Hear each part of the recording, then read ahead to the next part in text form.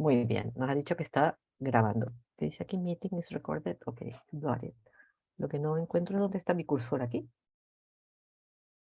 Ah, no. ¿Vosotros veis el cursor? ¿Veis la imagen que tengo yo en pantalla que dice The meeting is being recorded? No, estamos viendo tu PPT. Ah, pues bueno, entonces yo veo una pantalla aquí alien, pero no estoy siendo capaz. Espera un momentito, a ver si hago esto y me la quito encima. Ah, ok, ahora sí. Que tenía una pantalla que vosotros no veíais enfrente. Vale, pues lo que vengo a compartir con vosotras es eh, los aprendizajes que he tenido siendo mentora de mujeres diseñadoras. Y es cuando digo de mujeres diseñadoras me refiero a gente que ha estado en el campo del diseño, bien sea desde la perspectiva, por ejemplo, del diseño de negocio, desde el diseño de servicios, desde la formación y la facilitación en talleres y en procesos de diseño. Gente que viene de la investigación y que ha querido acercarse al mundo del diseño para aprender y para, no sé, generar sus propias iniciativas. Y lo que quiero compartir con vosotros es lo que he aprendido en este camino, ¿no? Y a ver, me aparece, a ver si soy capaz ahora. Vale. Y bueno, siempre presentarse a uno misma es complicado porque es que la vida es muy larga y la mía ya va siendo un poquito larga. Entonces, bueno, eh, yo qué sé, la vertiente académica, soy doctora en ciencias de la comunicación, siempre me he sentido un poco mitad alien y mitad participante de este campo tan maravilloso que es el diseño, porque en realidad yo tengo un doctorado en ciencias de la comunicación. Inicialmente, mi perspectiva ha sido siempre socioantropológica, me tocó cuando nació Internet, ahí en 1999, empezar a preguntarme, bueno, ¿qué hace una investigadora para entender el fenómeno que entonces estaban haciendo de Internet? En 1999 Microsoft ficha la primera antropóloga y en 2000 yo estaba montando mi primera empresa aquí en España de investigación en Internet que se llamó Exemetrix. Entonces, bueno, digamos que siempre me ha tocado como trazar puentes desde el punto de vista profesional. Y bueno, he tenido la suerte de ser emprendedora, de ejercer como directiva, de liderar equipos en proyectos, de fundar, de ser patrona de una fundación, profesora, invitado a ser conferencista, me encanta ser viajera, pero cuando yo echo un poco la mirada atrás, sí, me gusta decir que en realidad mi cargo es como jugadora de equipo. O sea, cuando me he puesto a ver fotos de ¿cómo decirte?, profesionales y personales, siempre estoy con gente, ¿no? Siempre estoy rodeada de equipos y trabajando en equipo. Y creo que eso es lo que, por otra parte, me ha hecho sentir como un compromiso muy real y muy tangible de trabajo en equipo. No ser yo, sino es trabajando en equipo, honestamente. Hay gente que es mucho más individualista, autónoma, pero yo creo que soy mucho mejor cuando estoy en equipo. Y esto es lo que me gusta hacer, jugadora de equipo. Inclusive pensando en temas de liderazgo, pienso en eso, ¿no? Entonces, pero digamos a esto del mentorazgo, no fue algo que yo pensé ni le di importancia al principio de, digamos, de mi carrera profesional. En realidad tengo que decir que fue en 2014 que tuve como una primera conciencia. Me invitaron a dar una charla en el 4x10, que era una comunidad eh, creada, entre otras, por Carmen Lanza, que es una profesional del diseño súper relevante. Y, y en realidad había varias consultoras en Madrid que ponían sus espacios y el 4x10 era porque era algo así como cuatro personas charlando durante 10 minutos, era tipo pechacucha y me pidieron participar y en realidad no me apeteció hablar de temas profesionales, no me apeteció hablar de lo que entonces, digamos, yo más era, que era design researcher, y no me apeteció tampoco hablar desde la perspectiva de la directiva, como directiva, que entonces, digamos, para entonces estaba dirigiendo DNX en Madrid, sino que dije, no hay muchas mujeres, para entonces no me había sido fácil encontrar mujeres que compartieran conmigo el camino hacia el que yo estaba yendo, que era finalmente el de líder y el de directiva. Y dije, pues mira, voy a tomar este 4x10, esta oportunidad como la que estoy tomando hoy, para empezar a elaborar lo que está siendo mi experiencia como manager, como directiva de una consultora de diseño.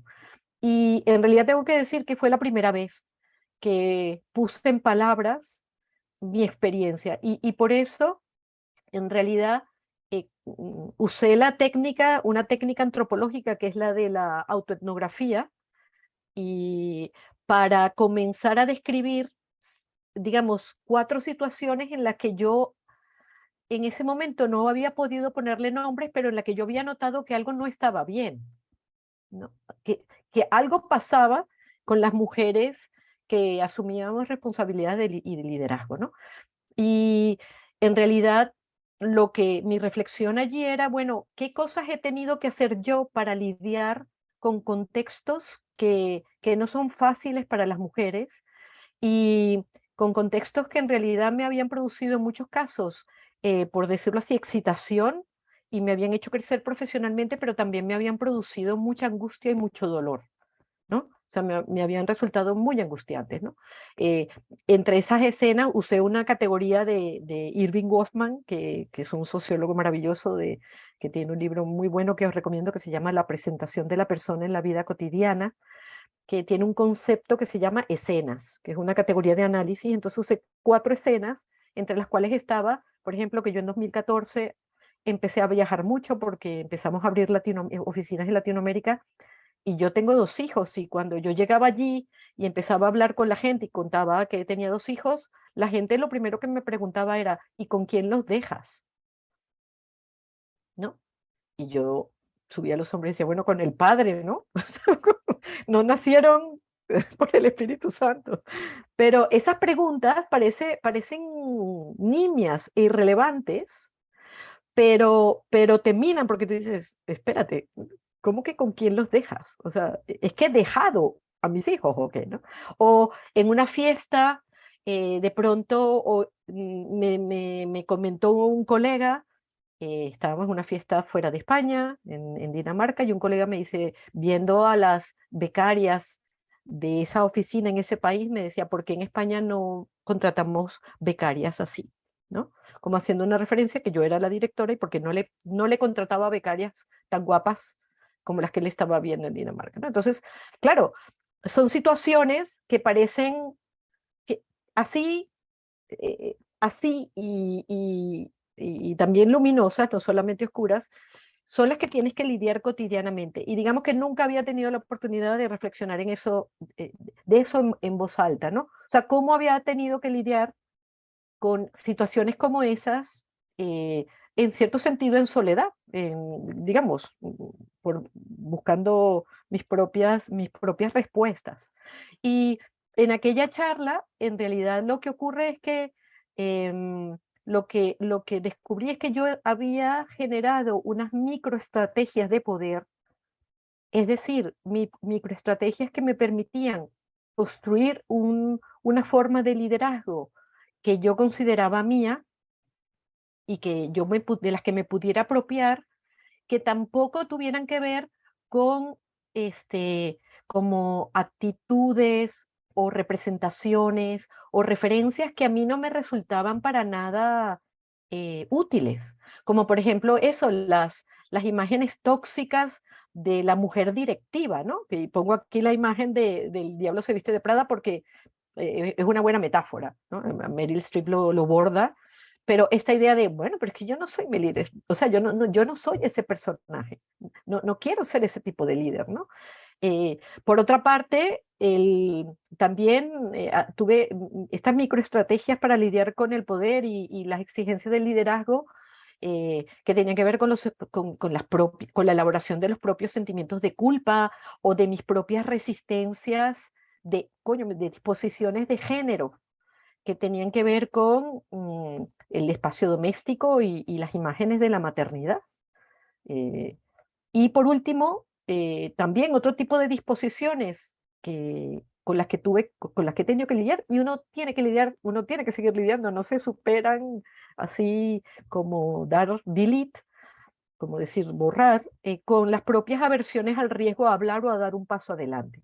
Es decir, que yo sentía que yo daba pasos adelante, pero también es verdad que me los tenía que pensar, porque tenía que empujarme a mí misma a hablar y a dar un paso adelante cuando mi propia disposición de género quizás era a callarme o o a pensarme lo mejor, ¿no? Que tenía que ver un poco también con estrategias de lidiar con conflictos de manera constructiva, porque tú no puedes, yo siento que uno cuando lidera no puede ir quemando el mundo, pero sí es verdad que tienes que, y por eso esta charla yo la llamaba ceder y tomar como, como una tensión entre, hay cosas que tienes que dejar pasar para encontrar el mejor momento de cuándo atacarlas y cuándo enfrentarlas, y hay cosas que tienes que tomar y tienes que ir adelante con todas sus consecuencias cuando tiene que ocurrir. Pero esa tensión, y desde el punto de vista antropológico, la tensión, y es una buena, para mí es una buena metáfora, es un buen recurso a la gestión, ¿no? Es una tensión, las tensiones no se resuelven, se gestionan, ¿no? Entonces, esta tensión entre ceder, en un momento cedo, y en un momento no tomo, doy un paso adelante, yo creo que es una tensión propia, primero del liderazgo, pero es una tensión que yo particularmente creo que las mujeres sentimos porque muchas veces tenemos disposiciones de género a ceder, ¿no? Hacia ceder. Y esta, no sentirte culpable porque en un momento dado cediste, pero entender cuándo es el momento de dar adelante, no hay recetas. Yo siento que esa es parte de digamos, de la tensión que uno tiene que gestionar cuando asume posiciones de liderazgo. Y para mí reconozco que de pronto hablar en ese 4x10 en un auditorio de como de 50 personas, hablar en voz alta, contar y, y ver la reacción que mucha gente tuvo al acercárseme, pues para mí fue terapéutico, porque parece mentira, es decir, bueno, es que resulta que no estoy sola, es que resulta que esto que yo estoy contando aquí resuena a más de uno, y no solamente a más de una mujer, sino también a más de un hombre y a algún compañero, ¿no? Que de pronto se me acercaban y me decían, Maritza, no tenía ni idea de esto, ¿no? Pero digamos que si no es por esa charla, yo tampoco quizás hubiese tenido idea de poner en palabras lo que me estaba pasando, ¿no?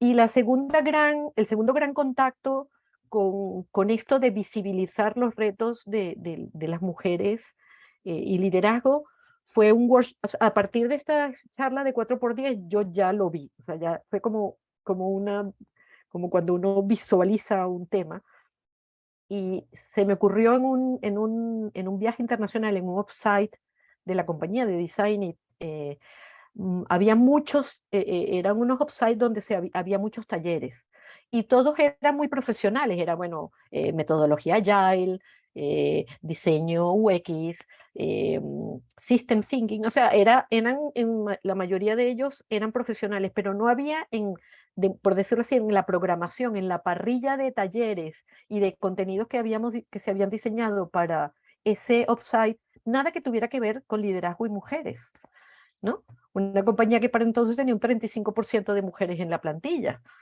Y dije, pues no puede ser, y se me ocurrió hacer esta charla, que era un taller, era una charla taller, como esta que hoy quiero, es decir, era como una contenido un poco inspirador, pero también dar un espacio para conversar, y, y lo llamé así, romper el espejo mágico, el espejito mágico de la pared.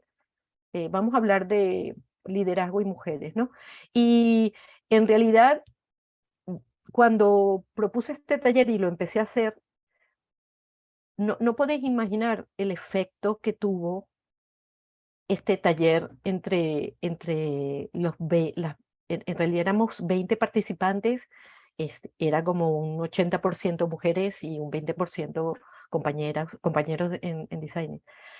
El efecto de centrifugadora emocional. O sea, cuando digo que terminamos casi todas llorando en aquel taller, porque de pronto nos reconocimos y empezamos a levantar problemas como muy cotidianos, muy de el día a día, porque parece que los problemas de la mujer son grandes, pero en realidad es una gestión del día a día, pues es que definitivamente para mí fue como el segundo aldabonazo, decir, no, es que esta es la tangibilización de que las mujeres que tenemos que tener un compromiso mutuo entre nosotras sobre cómo lidiar con estos problemas que están muy ligados, obviamente al ámbito profesional, pero particularmente cuando una mujer da un paso adelante o toma una oportunidad de decir, voy a liderar un equipo, voy a liderar una oficina, voy a liderar una región o voy a liderar un país o lo que sea, ¿no? O una compañía.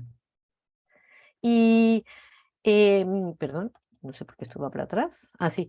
Y en realidad usé el espejito mágico porque de pronto pensando en los referentes que tenemos muy metidos en el cuerpo, ¿no? Están los cuentos de hadas, ¿no? Y dejemos de hablar de la Cenicienta y vivieron felices para siempre, pero resulta que me llamaba la atención el tema cuando mucho antes de que el cine y la literatura feminista reivindicara a Maléfica, porque esto fue en 2015, después vinieron muchas películas donde Maléfica es como reivindicada como una mujer asertiva, tal, pero en ese momento yo decía, resulta que Maléfica, que es la reina, es una reina superpoderosa, depende de la opinión de un espejo mágico para su confianza en sí misma. O sea, resulta que la tía, que es una tía súper poderosa, con magia, con poder, tiene que consultar constantemente un espejito mágico, que además normalmente están representados como hombres, para preguntarle si ella es bella, ¿no? Eso nos pasa a las mujeres mucho, que dependemos de lo que opinan de nosotros otros. Y entonces decía, pues lo que tenemos que hacer es tenemos que romper los espejos mágicos, no tenemos que preguntarle a nadie si somos las más bellas. Esto quiere decir las más inteligentes, las mejores profesionales, las mejor preparadas. Y en realidad usé el espejito mágico como una metáfora de esto que se llama el confidence gap, el gap de confianza que tenemos las mujeres, en lo cual si a una mujer le ofrecen un puesto, un mejor puesto, un 59, un 60% de las mujeres creerá que es que se lo dieron, este, bueno, porque ha trabajado muy duro, porque se lo ha ganado, cuando en la misma proporción de hombres piensa que se lo han dado porque él simplemente vale. No porque trabaja duro, sino porque él lo vale, como el de L'Oreal, ¿no? Como el eslogan de L'Oreal. Entonces, claro, en este taller yo lo que propuse en 2015 fue que cada una de nosotras identificáramos nuestros espejitos mágicos, o sea, a quienes estábamos constantemente preguntándole, eh, por decirlo de alguna manera, eh, explícita o inconscientemente acerca de nuestra propia valía para ejercer posiciones de liderazgo. Y en ese taller también lo que propuse fue que identificáramos espajitos y pensáramos en pequeñas, no en grandes, no en grandes soluciones, sino pequeñas rutinas cotidianas que pudiéramos establecer para romper esos espejitos, que son muchos, porque son disposiciones muy eh, incorporadas, ¿no? Y lo bonito fue que en esa reflexión, como había también hombres, colegas, pues de pronto el taller sirvió para que ellos se dieran cuenta del papel que jugaban, o sea, que estaban jugando en reproducir cierto status quo según el cual, pues estos espejitos, en cierto sentido, se reproducen y se perpetúan en contextos laborales, ¿no? Cosas que ya la literatura posteriormente es verdad que ha ido documentando que está muy bien, esto de pisarle la palabra, ¿sabes? Y de pisarle la palabra a las mujeres, de no dejarles, o sea, de establecer unos contextos de trabajo donde, coño, vencer ese confidence gap requiere también tiempo y estrategias. Y entonces, bueno, digamos, si me faltaba algún empujón, este taller definitivamente me dejó claro la necesidad de formalizar inicialmente en Design It, y ya lo he hecho por fuera también, un programa de mentorazgo de mujeres. Porque no se trata solo de tener referentes, se trata de estas pequeñas rutinas cotidianas de ir venciendo una serie de disposiciones que no nos ayudan a, inclusive a disfrutar, y yo lo voy a decir así, a disfrutar del liderazgo, a disfrutar del poder, de tener poder, eh, y, y- y a construir una manera, una forma de liderazgo con el que te sientas bien, donde te sientas reconocida, no sentir que estás copiando estilos de otros. Y como es verdad que hay a veces pocos referentes, pues terminas, lo que te digo, entre la imagen de Supermom, ¿no? De supermadre, la de la ejecutiva agresiva, la tal, pues resulta que parte de lo que yo suelo trabajar en esas sesiones de mentorazgo es, por ejemplo, tu propia voz. ¿Cuál es tu voz? ¿Cuál es tu estilo? ¿Cuál es tu estilo de liderazgo en el que te sientes tú? Y no estoy hablando de transformar, o sea, de Teresa de Calcuta, que bastante líder que fue en su liga, ¿no? Sino en buscar una voz propia, que finalmente puede ser una amalgama de muchas referencias, pero que finalmente también tiene que ver con buscar tu propio estilo. Esto no sé por ¿qué pasa? Y en realidad, yo no lo sé hacer de otra manera. Yo tengo que reconocer que yo no he hecho cursos de coaching o de mentorazgo, porque la aventura de ser mentora de mujeres, en realidad lo que me apetecía era como eh, iniciar una aventura como personal para entender el mentorazgo desde donde yo creía que podía tener sentido, ¿no? A tenor de mi propia experiencia y de la experiencia que me habían compartido mis compañeras, ¿no? Eh, es cierto que yo el mentorazgo lo he reflexionado desde un concepto, otra vez, de la sociología, digamos, barriendo para mi background socioantropológico, desde el concepto de agencia, ¿no? Y en realidad para la antropóloga Sherry Otner, que es una magnífica antropóloga, ella considera que la agencia es la habilidad de un individuo para cambiar activamente las condiciones estructurales, ¿vale? Es decir, eh, las, las veces o cuando trabajo con una colega, con una mujer, es verdad que yo no trabajo desde la idea de víctima o del victimismo o inclusive desde la lucha de géneros. Yo trabajo desde la capacidad que tenemos cada una de nosotras de cambiar las condiciones a nuestro alrededor. O sea, no solamente desde esa habilidad, sino desde la convicción de que lo podemos cambiar. Si no sintiera que podemos cambiar las condiciones a nuestro alrededor, eh, pues la verdad es que tiraría la toalla, pero es que he visto el efecto de que las mujeres de pronto entiendan que pueden cambiar las condiciones a su alrededor y que forma parte del papel de alguien que está asumiendo el liderazgo, ¿no? Y a mí me gusta ponerle a la capa de esa agencia individual que tenemos las mujeres, algo que leí de Marta Zapata, que ha sido líder del proyecto de Mujeres y Género en América Latina, financiado por la Universidad de Berlín, que habla no solamente de que la agencia implica una acción individual, sino que también es un efecto, o sea, también tiene que ver con construir comunidad. Y por eso me parece tan importante lo que Inés y Valeria están haciendo en Ladies at UX Bilbao, porque es que no solamente es un trabajo, digamos, quijotesco de yo lucho contra las adversidades o contra algunas de las dificultades estructurales con las que nos encontramos cuando asumimos el poder o tareas de dirección de algún tipo a cualquiera de los niveles, sino también el trabajo es sobre las comunidades. O sea, es construir comunidad, donde podemos charlar de estas cosas, donde podemos visibilizar ciertas cosas y donde podemos compartir ciertas cosas, ¿no? Y generar ese cambio. Y bueno, yo tengo que decir que para mí el mentorazgo ha sido un mecanismo de autoconocimiento muy grande. Uno lidia con esto, uno no se quita de encima un peso histórico, así como quien se quita un sombrero, ¿no? Es como cada día, por ejemplo, estuve trabajando en San Francisco hasta hace 2 años y en inglés yo tenía la muletilla de in my humble opinion.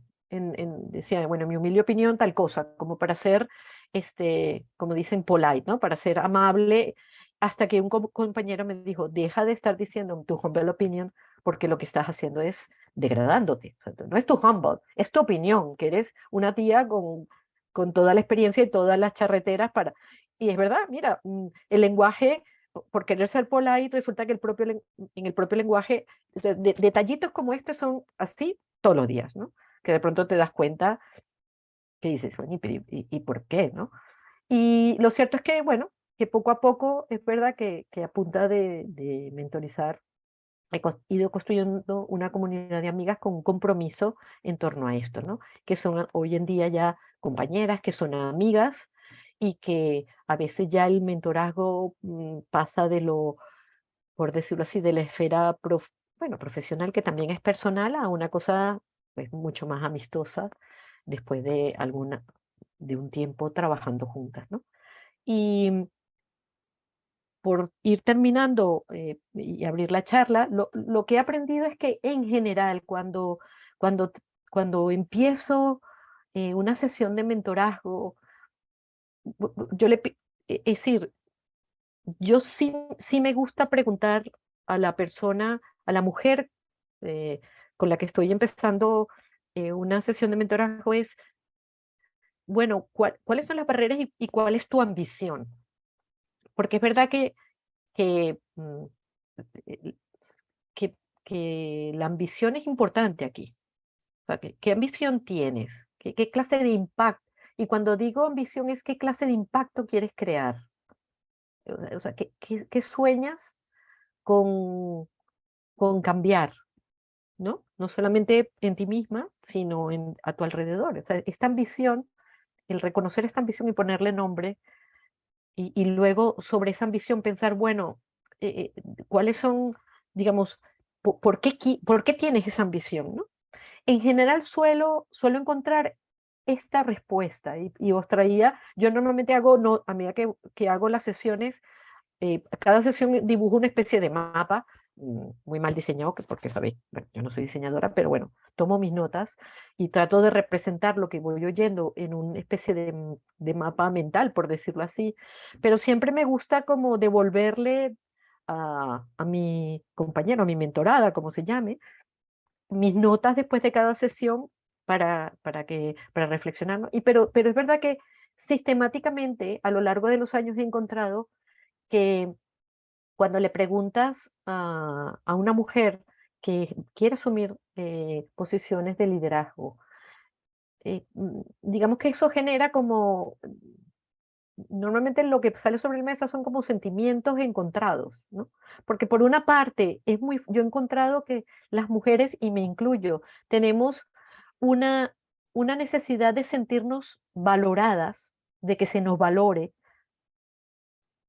en esta idea de que no nos bastamos a nosotros mismos para sentirnos valoradas. Necesitamos que nos valore. Y yo no digo borrar, extirpar eso como si fuera un tumor. Yo lo que digo es mirarlo de frente, mirar de frente esa necesidad de sentirnos valoradas porque, bueno, porque también esto se puede gestionar y esto lo puedes manejar. No es como el judo, ¿no? Igual puedes usar tu debilidad y usar la fuerza del otro para, para en tu favor, ¿no?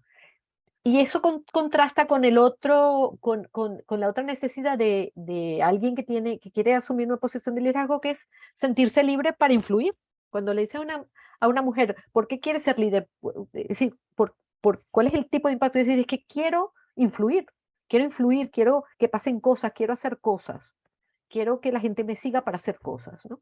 Entonces, estas dos, parece mentira, pero es una contradicción. Ahora, que sea contradicción no es malo, al revés, es una tensión que tienes que valorar porque por una parte, si estás muy pendiente de que te valoren, igual no eres tan libre de influir, ¿vale? Porque estás como siempre mirando por el retrovisor o siempre mirando por el espejo de al lado. Es entonces, creo que, creo que esa es una tensión que he ido, quería compartir con vosotros, que he ido viendo a lo largo de los años en que me he mentorizado en mujeres, y esas, cuando uno empieza a desbrozar, como digo yo, cuando rompes estos dos sentimientos, o estas dos sensaciones, estos dos, digamos, pulsiones, vectores, llamadlo como queráis, cuando las rompes y dices, bueno, pero a ver, vamos a trabajar sobre el querer ser valorada o vamos a trabajar sobre la idea de tener libertad, lo que yo he encontrado es que está compuesto de muchas cosas que cotidianamente luego se van expresando, ¿no?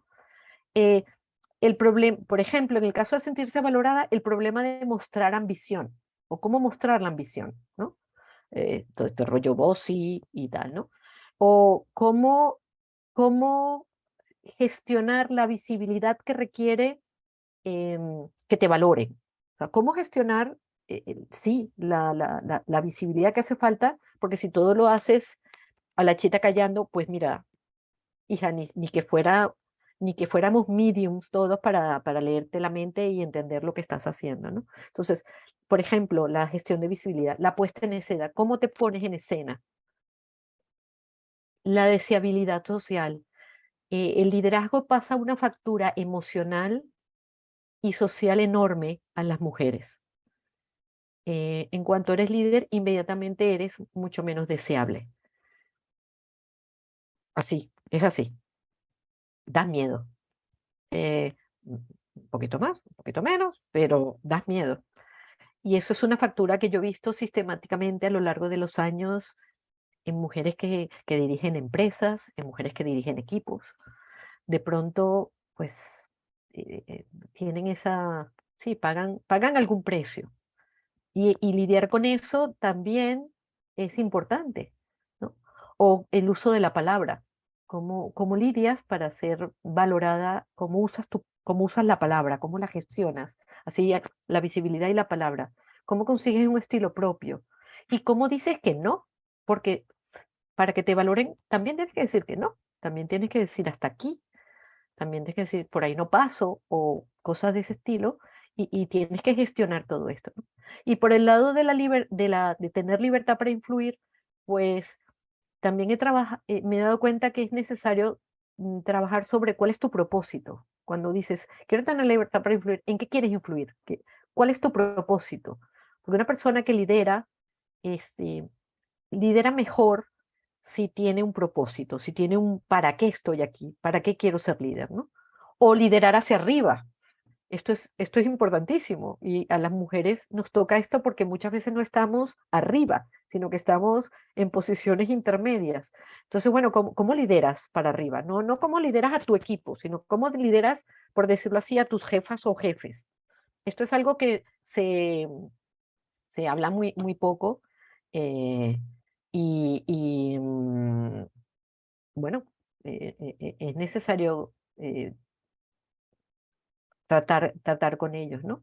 Ahí tengo que reconocer que ahora eh, se tapa parte de la pantalla y no lo veo, pero, eh, por ejemplo, otra dificultad que he encontrado con las mujeres es la necesidad de anticipar. A veces estamos tan nerviosas y tan angustiadas con que se nos valore o con lo que dicen de nosotras que, por ejemplo, perdemos mucho tiempo para anticipar. Y eso es una característica fundamental del liderazgo, anticipar, de ir 3 pasos por delante.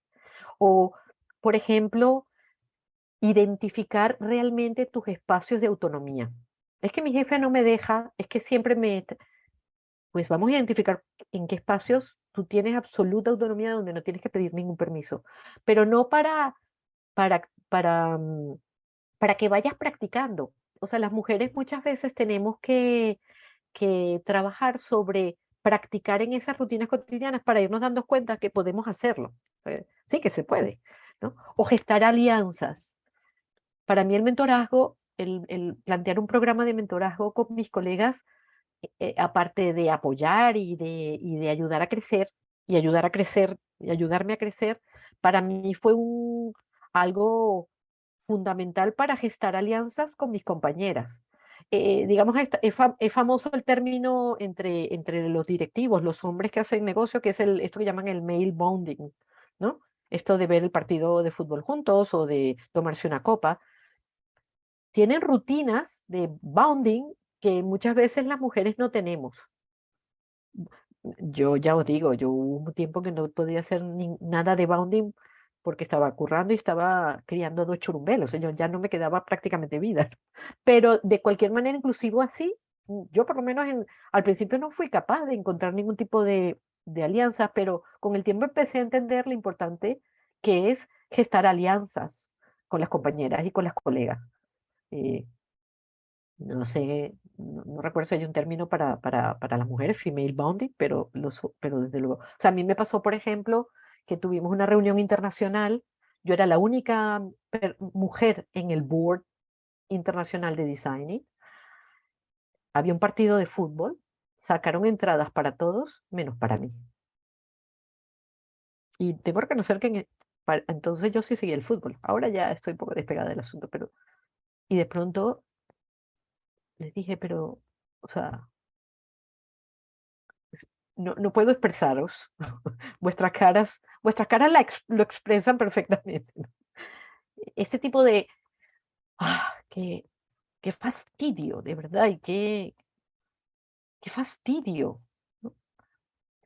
En fin, retos también, el de delegar. Si quieres influir, tienes que delegar. Y a veces las mujeres somos un poco, yo me lo como, yo me lo guiso. O esto tan importantísimo que es gestionar el conflicto. A veces somos un poco, tenemos adversión al conflicto y como no tenemos conflictos cotidianos, cuando tenemos un conflicto a veces quemamos el mundo. Esa era esa reflexión que tenía sobre ceder y tomar. O sea, si tú cotidianamente no te expones a determinado tipo de conflicto, o digo cotidianamente no porque tengas un conflicto todos los días, pero si no te vas exponiendo a determinado tipo de conflictos, no desarrollas herramientas para gestionarlo, para gestionar tus propias emociones, para gestionar las emociones de los demás que se ponen en juego. Entonces, bueno, parte del liderazgo es saber tener conflictos, rompiendo la baraja o sin romper la baraja para hacer viable el trabajo en equipo, por ejemplo. Entonces, bueno, no sé, estas son muchos elementos eh, que yo he ido aprendiendo a trabajar con compañeras con las que he charlado y con las que he tenido un camino juntas de autoconocimiento y de crecimiento, bueno, que quería compartir con vosotros y al final un poco terminar esto preguntándoos, bueno, si en realidad os resuena esto, ¿no? O sea, si esto que digo os hace sentido, en qué medida, y aquí ya, pues, lo que puedo decir es charlemos, ¿no? ¿Qué os resuena, qué no os resuena? Y muchas gracias por aguantar el rollo. Muchas gracias, Maritza. Adelante, sentiros libres de quitaros el micro y ahí, bueno, ya vemos una mano levantada, entonces Olga ataca, pero bueno, que no tenéis por qué escribir con el chat, sino que podéis quitaros el mute y atacar con pregunta o lo que queráis contar. Dale, Olga. Hola, buenas. Bueno, primero era uno de aplausos, lo primero de todo. No era de levantar la mano, pero igualmente. Igualmente. Muchas gracias, Marisa. Es como, para mí, creo que llevamos los mismos años y nos conocimos de tiempo a... Nunca hemos tenido la posibilidad de trabajar juntas, creo que no. Un proyecto de No, Microsoft creo que hace mucho tiempo, pero mucho tiempo atrás. Y era como, yo te preguntaría, desde la transición de tu emprendimiento propio, luego de NX Designed, ¿qué es más difícil? ¿Ser emprendedora propiamente, una pequeña empresa o una gran corporación? pues yo te podría decir Uf, que una gran corporación, así sí, por la complejidad, pero yo tengo que reconocer que además vitalmente cada una de estas etapas me pilló en momentos vitales distintos, ¿no? Entonces, por ejemplo, o sea, para mí emprender fue súper, súper complicado, porque yo siempre digo, y esto es verdad, que yo parí un hijo y parí una empresa al mismo tiempo. O sea, yo a los 6 meses de embarazo estaba a 4 patas conectando mi ordenador. Y esto es real, o sea, esto no es una metáfora, esto es real, un panzón. De manera que obviamente hay una etapa de mi vida que recuerdo con mucho sueño, sobre todo muy cansada. Entonces, eh, y además es verdad que me tocó esa experiencia de ir desde el emprendimiento a ir creciendo en una compañía en un momento en que mis colegas estaban en otro momento vital. O sea, yo no tenía mujeres alrededor que estuvieran pasando por el mismo momento vital que yo. Entonces, es verdad que te digo, lo difícil fue la sensación absoluta de soledad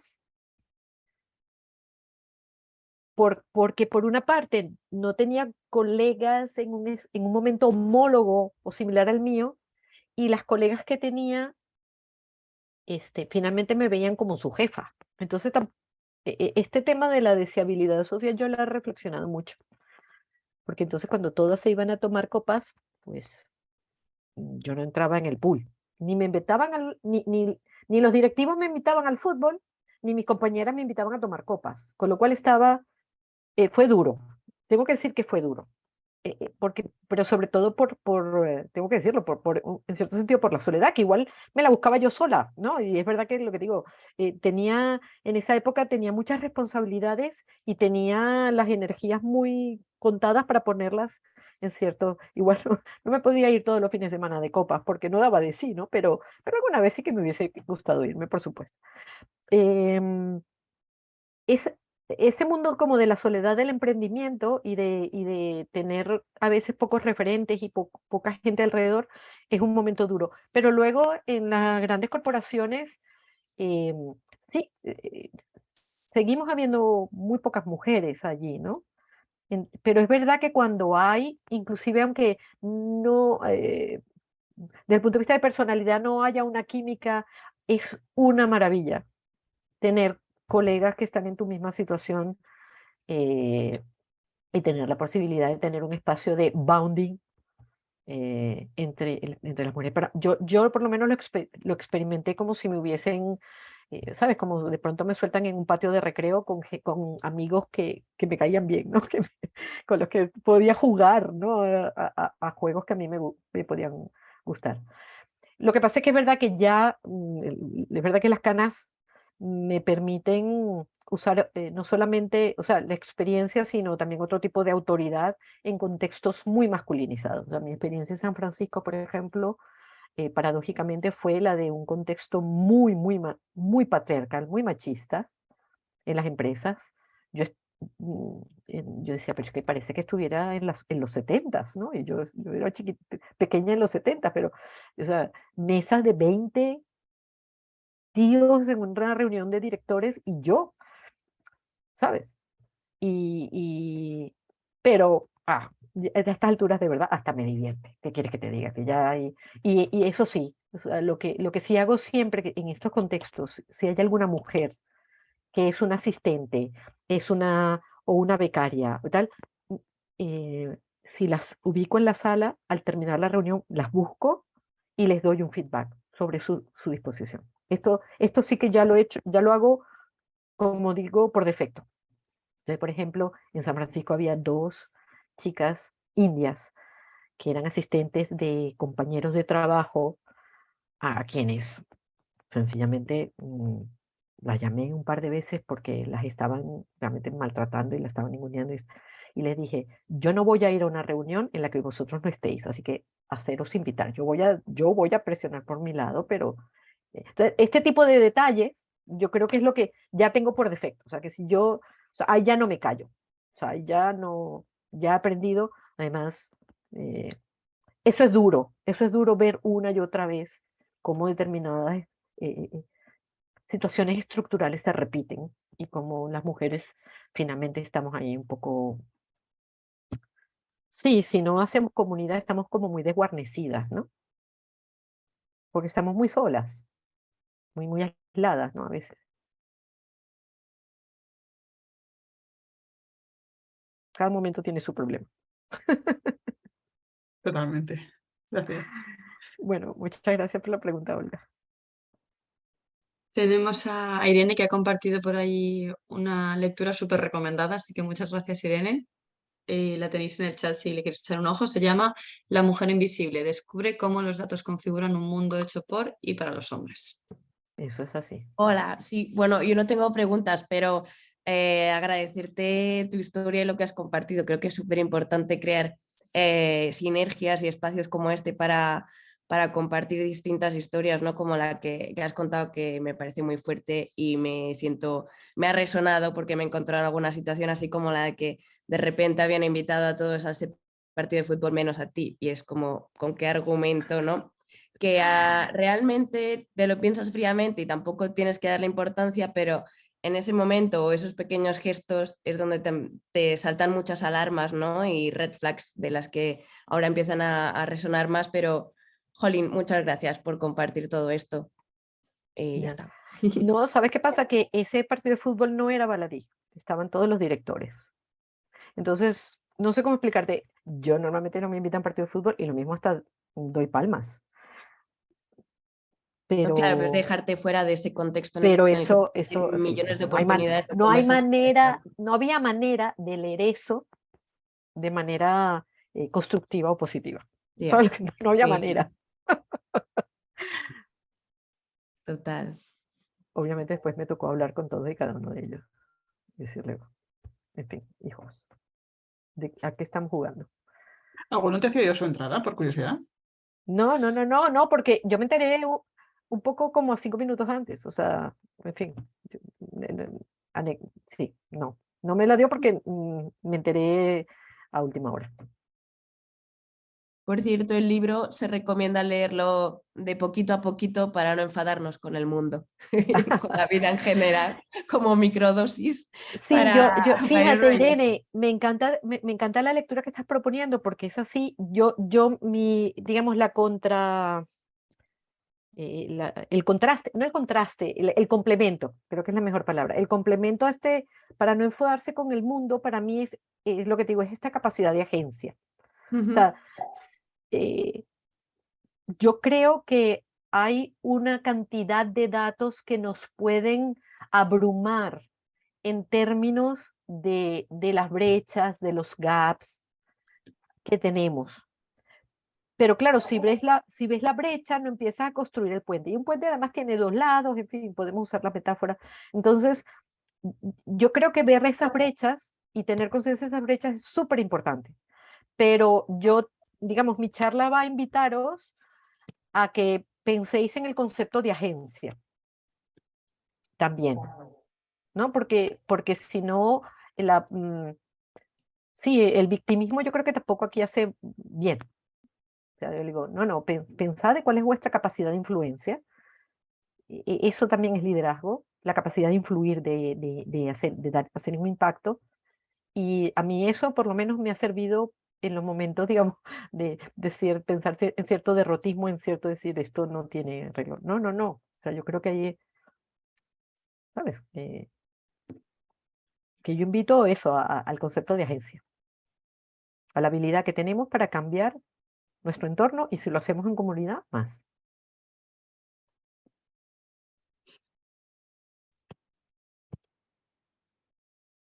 También tenemos a Paloma, no sé si estás por ahí, que si quieres comentar el libro, pero bueno, también nos comenta una lectura que se llama La ridícula idea de no volver a verte.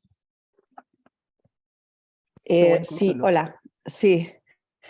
Bueno, Maritza, nos conocemos desde hace un montón de tiempo, enhorabuena, es un gusto siempre escucharte y aprender. La verdad es que Maritza es un cúmulo de conocimiento total y es fantástico. Este libro es de Rosa Montero y es una reflexión muy profunda que hace sobre la pérdida de su marido, del marido de Rosa Montero, con la pérdida de Marie Curie cuando perdió al suyo. Marie Curie, primera mujer que ganó 2 premios, bueno, de las poquísimas personas que ha ganado 2 premios Nobel, primera mujer en recibir un Nobel de Física, primera mujer en recibir un Nobel de Química, primera mujer en ser profesora de la Sorbona, siendo una inmigrante ilegal polaca. en Francia, que no sabía francés. Entonces, bueno, el libro es delicioso, os lo recomiendo porque se lee, o sea, es de los que no puedes parar de leer, aprendes muchísimo y el sentido de la pérdida, cuando hace la comparación de las dos pérdidas, teniendo en cuenta que Marie Curie fue una mujer que tuvo que poner el premio Nobel de Física, que fue de Química, que fue el primero que ganó, a nombre de su marido, porque ella no era elegible para ser un Nobel. Entonces, esto viene muy al caso. Tampoco lo que pretendo es hacer una brecha de género porque es injusto también. Y el tema, yo lo que creo es que lo que yo me llevo sobre todo es el que aquí estamos hablando de personas y no de géneros al final, y que Maritza se ganó su respeto y su posición por aportar el mismo valor que cualquier hombre. De forma que, ¿qué es lo que pasa? Que ella tuvo que luchar y reivindicar por ello y hacerse un hueco con gente que también era muy brillante. Se supo rodear súper bien siempre, en que esta es otra bondad, el saberte rodear de gente brillante. Y bueno, la verdad es que después de tantísimos años liderando eSignIt y que pasaron de 12 a 700, pues hombre, la cosa yo creo que salió bastante bien, ¿no? ¿No crees? Sí, sí, sí, sí, el aprendizaje, o sea, ha sido maravilloso de aprendizaje y yo creo que, bueno, es parte de lo bueno que tiene vivir y hay una dimensión muy bonita también de liderazgo y de tener, digamos, puestos de toma de decisión que tiene que ver con la posibilidad, por ejemplo, de montar un equipo, que tú lo has traído aquí sobre el tapete, ¿no? O sea, yo creo que, por ejemplo, yo siento que parte de mi capacidad de impacto ha sido montar un equipo y poder tener, por decirlo así, mando en plaza en procesos de selección donde pues yo trataba de aportar otra mirada, ¿no? Entonces, eh, sí, yo diría que una cosa no quita la otra, es decir, que aquí no estamos hablando, por ejemplo, de el desarrollo profesional o de la excelencia profesional o de la pasión profesional que pueda sentir o del crecimiento profesional. Y obviamente es parte de la ecuación, ¿no?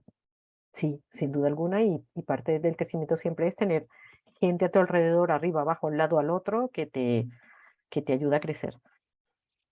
Pero bueno, es verdad que sí, que hay cosas que se dan más por sentada cuando eres un hombre que cuando eres una mujer, ¿no?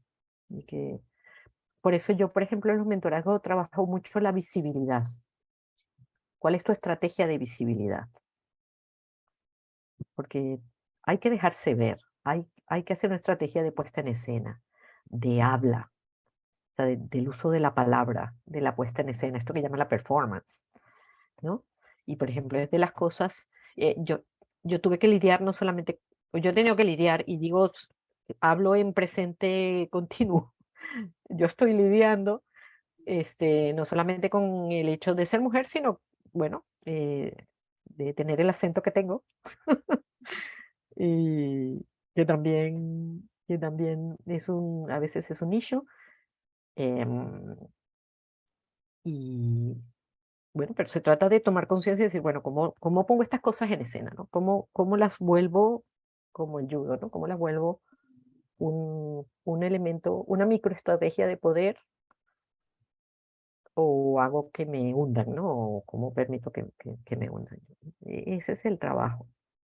Sí, según lo que decís también, es como complejo también cuando sos líder, porque no solo tenés que ser perfecta laboralmente, sino fuera también en el ámbito social, dentro, por ejemplo, en fiestas de empresas o cuando salís con tus compañeros de trabajo, tenés que mostrar también perfecta e impoluta y todas tus acciones tienen que ir maravillosamente, porque se supone que estás liderando un equipo, ¿no? Y Ya, que bueno, yo te digo, desterrad esta idea de la perfección. O sea, yo he hecho más de una y más de dos veces el ridículo. O sea que, en fin, sí, hay que desterrar estas ideas. por ejemplo, de la perfección o de lo impoluto o tal.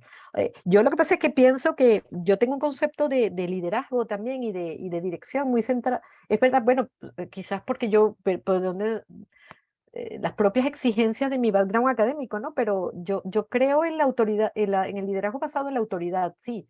A mí, por ejemplo, sí que me interesa que me respeten, pero no porque tengo un rol, sino porque, bueno, porque enriquezco a la gente, porque cuando digo algo, me gusta, la gente que ha trabajado conmigo sabe que me encanta la discusión y puedo ser inclusive bastante ruda o sea, me encanta entrarle a la discusión y eso, claro, pero por la propia pasión que me da discutir y pensar y no me conformo con la primera respuesta, yo soy muy obsesiva con que la gente vaya a las fuentes.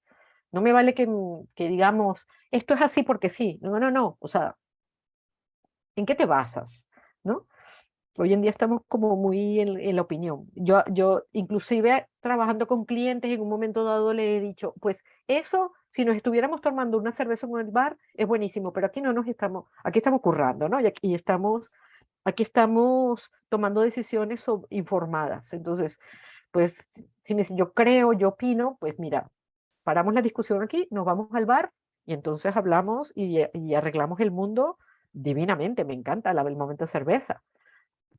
Pero es verdad que, por ejemplo, más que la perfección, que renuncié ya hace mucho tiempo, porque he hecho mucho el ridículo a lo largo de mi vida, eh, según qué circunstancias y según qué cantidad de alcohol, eh, pues prefiero pensar en eso, en los momentos de autoridad, ¿no? Y que bueno, en fin, lo que pasa en el campo se queda en el campo, y si no, pues allá ellos. Genial. Bueno, pues nos hemos ido un poquito de hora. Lo siento mucho por si alguien tenía prisa. Bueno, por ahí hay personas que se han despedido, pero bueno, no sé si queréis añadir algo más, pero bueno, estamos fuerísima de hora. Así que si no, lo dejamos por aquí y agradecer sobre todo a Maritza. Y nada, pues un placer tenerte por aquí y ojalá te tengamos pronto otra vez. Muy bien, yo quiero recordar a esta comunidad que está conectada, que Inés y Valeria han arrancado Lady, porque algunas os conectasteis más tarde. Lady DAC UX Bilbao necesita crear comunidad, que necesita crecer, así que si sabéis de empresas, colegas, consultoras que están en Bilbao o en sus alrededores, pongáis en contacto a Inés o a Valeria con ellas porque, bueno, para crecer en la red y para crecer en la comunidad, Muchas Sí, gracias. ¿vale? muchas gracias. Gracias Hay que a todos hacer, también por unirse. tenemos que hacer comunidad. Sí, muchas Y también gracias. estamos abiertos a recibir feedback de cualquier Gracias. cosa del proceso y de las charlas. Cualquier cosa, sí. Muchísimas gracias. gracias, y Que perdonad tengáis que nos buena fuimos un tarde. ratito. Chao. Chao. Gracias. Venga, gracias. Dios, muchas Hasta luego. gracias. Chao. Dios.